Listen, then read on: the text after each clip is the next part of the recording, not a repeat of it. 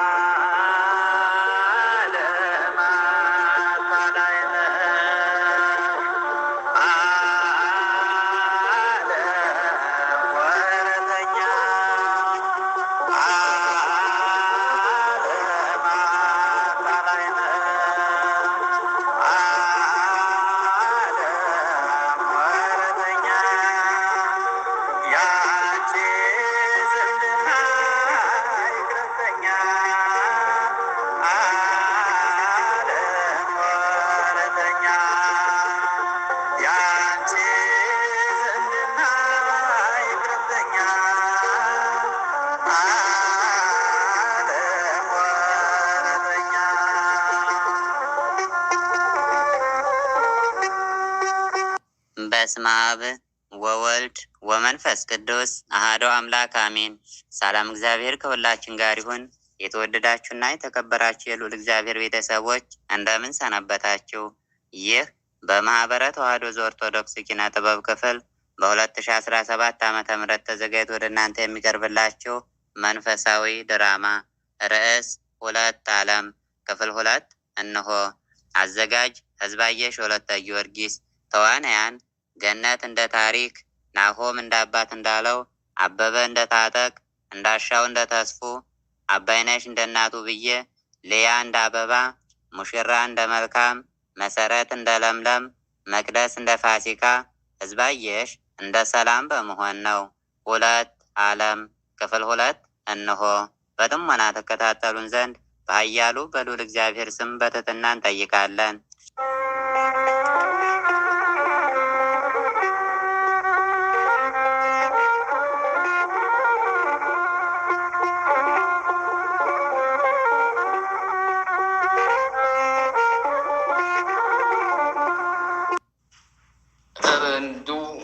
አንተው በይት ነበር አረጓዴ አይደለም። እኔም አዎ እንደዚህ ነውና በዚህ የዛሬም ደግሞ ቅዝቃዜው ተስማምቷል። እማዬ አረ እማዬ ታጠቅታሞ ነው መሰል እየተንገደገደ ብቻውን እያወራ ነው። እዩም መዘጋ እየመጣ ምን የምርሽን ነው? እንዳይ መከራዬ። ኧረ እንዲያው በሞትኩት ዘንድሮስ እንዲያው ምን ጉድ ነው እናንተ! እንዲያው ምን ጉድ ነው የመጣብኝ። የዚህኛው ሲገርመኝ ደግሞ እሱም ሊወድቅ እኮ ነው። ኧረ በይ እስኪ ቶሎ ሂጂና ደግፍ አድርጊው፣ እኔ ኋላ አምጣ። አቤት መከራዬ፣ አቤት መከራዬ እናንተ! እንዲያው በመቼ ቀን የተረገምኩት። አይ እስኪ ይሄ ደግሞ የለውም እንደ ውሃ ወይ በቃል ይበቃል እንጂ እንደው ጉድ ነው እናንተ። ብቻውን ማውራቱማ ቀን ይዘሩ ሌሊት ያጅዱ አይደል የሚባለው። 15ቱን ሲያወራ እየዋለ ደግሞ አንተ ወዴት ልከር ነው? እስኪ ተቀመጥ። ጉድ እኮ ነው። እኛ አለን፣ አንተ ዝም ብለህ አድበተኛ ለራስህ ሐሙስ ሐሙስ እያልክ ደግሞ ሌላ ሰው ሆዴ ልትደግፍ። አይ መከራየቴ። ኧረ ወዲህ ያለኝ እንዲያው አሁንስ እስኪ ደገፍ አድርጊውና ይግባ። ረዲያ ወዷ ባለቤቴ አሁን እንኳን ደህና ነኝ። ልጄ ምን ሆኖ ነው? በይ በራሱ ላይ ውሃ ድፉበት፣ ቀዝቀዝ ይበላ። ታሪክ ልጄ ደገፍ አድርጊው። እሺ አባዬ፣ ጎንበስ በል ታጠቅ።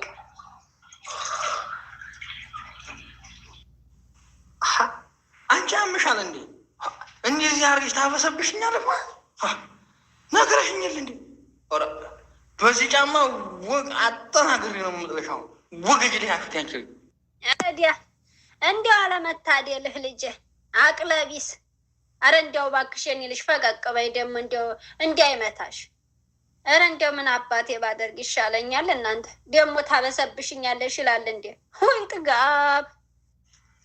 በልተኛ ትንሽ እንዲቀልህ ልጅ ታሪክ ልጅ ፍራሹን ከተያ አድርጊለትና ይተኛ። በክረምት ወቅት ሁላችንም ወደቅን። ሀይ እንዲያው ደሜን ባታፈሉት ምን አለ? እንዲሁ አውቃችሁ አይደለ እንዴ?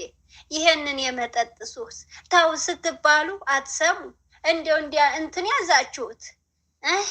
ጎረቤትም ታዘብ። አሁንማ ጉድ ያለ ጎረቤት።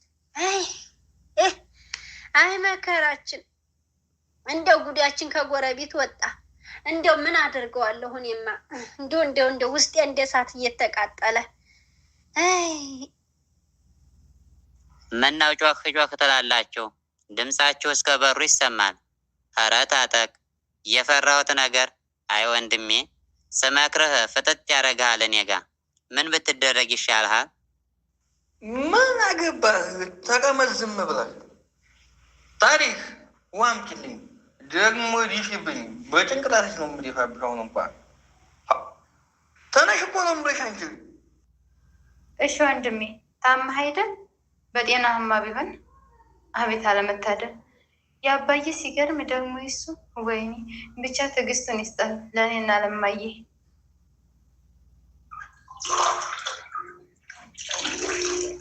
በል እንካ ጠጣ።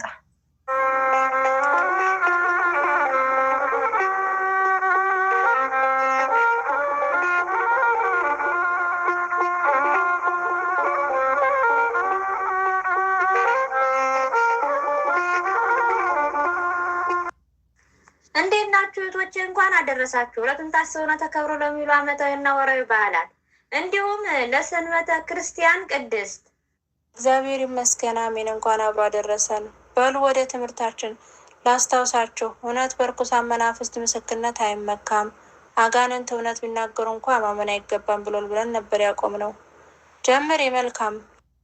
እሺ፣ አጋንንት እውነት ቢናገሩ እንኳ ማመን አይገባም። ምክንያቱም ጨለማ በብርሃን ይገለጣል እንጂ ብርሃን በጨለማ አይገለጥምና። ብርሃን ከጨለማ ጋር ምን ህብረት አለው? ሁለተኛ ቆሮንቶስ ምዕራፍ 6 ቁጥር 14 እንዳለ ሐዋርያው የአጋንንት ምስክርነት ስንመለከት ተንኮል የተሞላበት ሆኖ እናገኘዋለን። ጌታ በጌርጌሴኖን ተገኝቶ ሌጌዮን አጋንንት ያደረበትን ሰው ከተገናኘው በኋላ አጋንንቱ ታወጣንስ እንደሆነ ወደ እሪያ መንጋ ስደደን ብለው ለመኑት። ሄዱም አላቸው። የማቴዎስ ወንጌል ምዕራፍ 8 ቁጥር 31። ወደ እሪያዎቹም ሄዱ፣ እሪያዎቹም ሞቱ። በዚህም ጊዜ ህዝቡ ከከተማው እንዲሄድላቸው ለመኑት። በእሪያዎቹ እንዲህ ካደረገ የእኛን እህታችንንማ ምንኛ ቆጦ ይፈርድብን ይሆን ብለው ከከተማ እንሄድ አሉት። የአጋንንትን ክፉ አስተዋላችሁትን? ጌታችን የአጋንንትን ተንኮል ሳያውቅ ቀርቶ አይደለም፣ ይልቁን ትምህርት ሊሰጠን እንጂ። ለዚህም ነው ጌታ ከሰዎች ርኩስ መንፈስን ሲያወጣ ዝም ብለው ውጣ ብሎ የተናገረው። የአጋንንት ምስክርነት ተቀባይነት የለውም። ሊቁ አውግስጢኖስ እንዲህ ይላል። የእግዚአብሔር ልጅ ተብሎ በቅዱስ ጴጥሮስ የተጠራው የማቴዎስ ወንጌል ምዕራፍ 16 ከቁጥር 16 በአጋንንትም ተጠርቷል። የማቴዎስ ወንጌል ምዕራፍ 8 ከቁጥር 29፣ የማርቆስ ወንጌል ምዕራፍ 1 ከቁጥር 24። ቃላቱ ተመሳሳይ ቢሆንም ሀሳባቸው ግን ልዩ ነው። የክርስቲያን እምነት መሰረት ማድረግ ያለበት ፍቅር ላይ ነው። አጋንንት ግን ከፍቅር የተራቆቱና የራቁ ናቸው። ጴጥሮስ የእግዚአብሔር ልጅ ያለው በፍቅር የሆነ እምነቱን ሲገልጥ ነው። አጋንንት ግን ይጠሩት የነበረው ክርስቶስ እንዲተዋቸው ነው። ሊቁ ይቀጥልና አጋንንት ያምናሉ ይንቀጠቀጡማል። ያዕቆብ 2:19 እምነት ኃይል አለው፣ ያለ ፍቅር ግን ትርጉም የለውም። አጋንንት ስለ ክርስቶስ መስክረዋል፣ ምስክርነታቸው ግን ያለ ፍቅር በእምነት ብቻ ነው። ስለዚህ ፍቅር የሌለበት እንደ አጋንንት የሆነ እምነት ከዚያን በዚህ ልንኮራ አይገባም። ለማንም አንዳች እንዳትናገር ተጠንቀቅ። ነገር ግን ሄደህ ራስህን ለካህን አሳይ። ለእነርሱ ምስክር እንዲሆን ስለ መንጻትህ ሙሴ ያዘዘውን አቅርብ። የማርቆስ ወንጌል ምዕራፍ 1 ቁጥር 44። ለምጻሙ ወደ ጌታ ዘንድ ቀርቦ አንጻኝ አይደለም ያለው፣ ይልቁኑ ሁሉም በክርስቶስ እጅ ትቶ መዳኑን ለክርስቶስ ፈቃድ ሰጠ። በዚህም የጌታን ስልጣኑን ገለጠ። ኢየሱስም አዘነለት። እጁን ዘርግቶ ዳሰሰውና እወዳለሁ ንጻ አለው። እጁን ዘርግቶ ዳሰሰው። በሁለንተናው ሕይወት እንደሆነ ሲያጠይቅ ነው። ኦሪትንም እንዳሳለፉት ለማጠየቅ በእጁ ዳሰሰው። ለልማዱ ለምጽ አይዳሰስም ነበርና ውዳሴ ከንቱን አይሻምና ለማንም እንዳትናገር አለው። ቀጥሎም ሂድ ራስህን ለካህን አሳይ፣ ምስክር እንዲሆን ስለ መንጻት ሙሴ ያዘዘውን አቅርብ አለው። ይህ መባ የማቀርብ ስርዓት በኦሪት ተሰርታ ነበር። ዘሌዋውያን 14:2 መባህን አቅርብ ያለውም መፈራረጃ ይሆን ዘንድ ነው። ምነው ያላመናችሁ ቢሏቸው ምን አይተን እንመን ይላሉ። ይኸው ለምጹን እያዳነ መባው እየመጣላችሁ ትበሉ የነበረ ተብሎ መፈራረጃ የሆንባቸው ዘንድ እንደ ሙሴ ትእዛዝ መባውን አቅርብ አለ። ለካህን ራስህን አስመርምር ማለቱም የሆነውንም ያልሆነውንም ለምጻም አዳንኩ እያለ ምኩራባችንን ቢያሳድፍብን ለሞቱ ምክንያት አገኘን እንዳይሉ ወደ ካህን ሂድና ራስህን አስመርምር ብሎታል። መተርጉማን ሊቃውንትም እንዳስተማሩት ለምጻሙ ሰው የአዳም ምሳሌ ነው። ጌታችንም ከልዕልና ወደ ትሕትና ሥጋ ለብሶ መጣ። በፍዳ የተያዘ አዳም ወጥቶ ሰገደለት። አቤቱ ከወደድክ እኔን ከፍዳ ማዳን ይቻላል አለው። ጌታም እጁን ዘርግቶ ተሰቀለለት። መዳንን እወዳለሁ ንጻ አለው። ያን ጊዜ ከፍዳው ከመርገሙ ፈጥኖ ዳነ። እዚያም ኃጢአትህን ለማንም አትናገር አለው። ይኸውም በአዳም አንጻር ከመርገም ለዳንን ለሁላችን መናገር ነው። ነገር ግን ሄደህ ራስህን ለካህን ለንስሐ አባት አሳይ፣ አስመርምር፣ ኃጢአትህን ለንስሐ አባት ተናገር፣ ከፍዳም ስለዳነህ ቅኖና ፈጽም፣ ቄሱ እንዳዘዘ።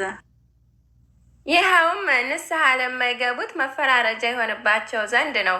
እንዲህ በማለት ከመርገም የዳንን እኛ ኃጢአትን ለንስሐ አባት መናዘዝ ቀኖናን መቀበልም እንዲገባ ያስረዳናል። በማርቆስ ወንጌል ምዕራፍ 2 ከቁጥር 1 እስከ 12 ላይ ሽባውን ሲፈውስ ኃጢአት ተሰረየችልህ በማለቱ ጸሐፍትና ፈሪሳውያን ስልጣኑን ተቃውመውት ነበር።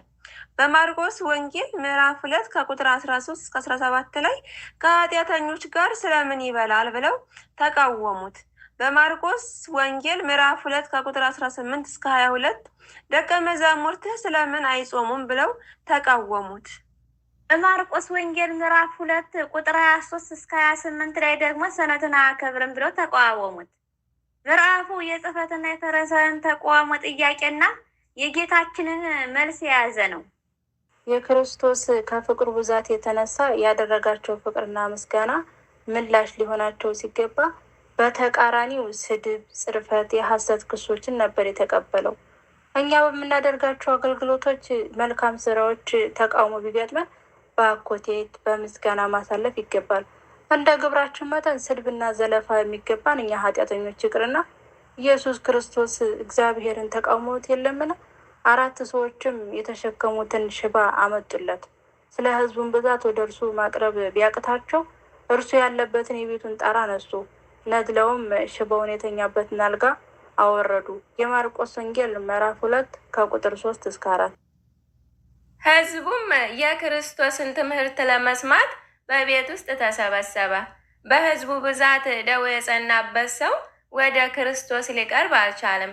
ወደ ክርስቶስ ለማቅረብ ሽባውን ጣራውን ከፍተው ወደ ታች አወረዱት።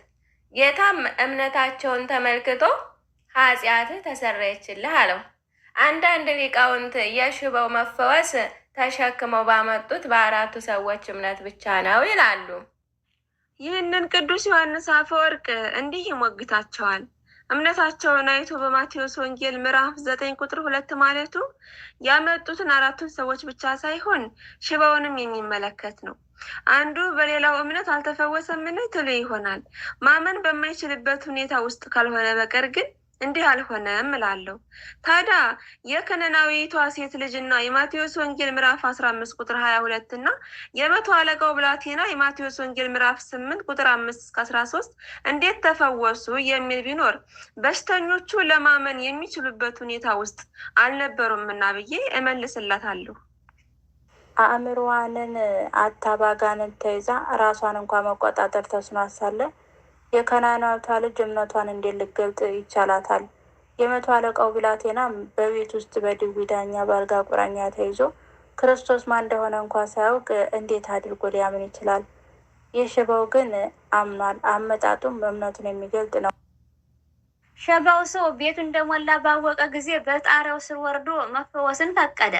ህዝቡ ከተበተነ ሰዎቹን ከሄዱ በኋላ ለብቻ አግኝተነው እንጠይቀዋለን፣ ምን አስቸኮለን ያለ አይደለም። ክርስቶስ በተናገረው ቃል እምነቱን መረዳት እንችላለን። ኃጢአትህ ተሰረየችልህ ባለው ጊዜ አላጉረመረመም። ምን ማለት ነው? ከበሽታዬ ለመዳን መጥቼ ስለሌላ ትናገራለህን ያለው አይደለም። ይልቁኑ አዳኙ በወደደው መንገድ እንዲፈውሰው ፈቀደ። ስለዚህም ክርስቶስ ወደ ሽባው አልሄደም። ሽባው ወደ እርሱ እስኪመጣ ጠበቀው እንጂ። ይኸውም በህዝቡ መካከል እምነቱ ይገለጥ ዘንድ ነው። እንደው ሽባው ሰው ተጨማሪ አደጋ ሊያደርስበት የሚችልን ድርጊት በጣሪያው አልፎ መውረድ መፍቀዱ ቢያምን እምነት ቢኖረው ነው እንጂ እላለሁ ይላል። ሽባው ሰው ለፈውሰ ስጋ መጥቶ ኃጢአትህ ተሰረየችልህ ማለቱ የሰውየው የበሽታው መነሻ ኃጢአት መሆኑን ያሳያል። ልክ አንድ ሐኪም አንድን በሽታን ከማከሙ በፊት የበሽታውን መንስኤ ማከም እንደሚገባው ሁላ የደዌ ምንጭ ኃጢአትን አጥፍቷል። ተሰረየችልህ በማለት የከበረ ጳውሎስ በኃጢአታቸው ምክንያት የታመሙ እንዳሉ እንደገለጸው አንደኛ ቆሮንቶስ 11:32 ኃጢአት የበሽታ ምክንያት ይሆናልና። ለሁላችሁም ቃሎትን ያሰማልን፣ ጸጋውን ያብዛላችሁ፣ የሳምንት ሰዎች ይበለን።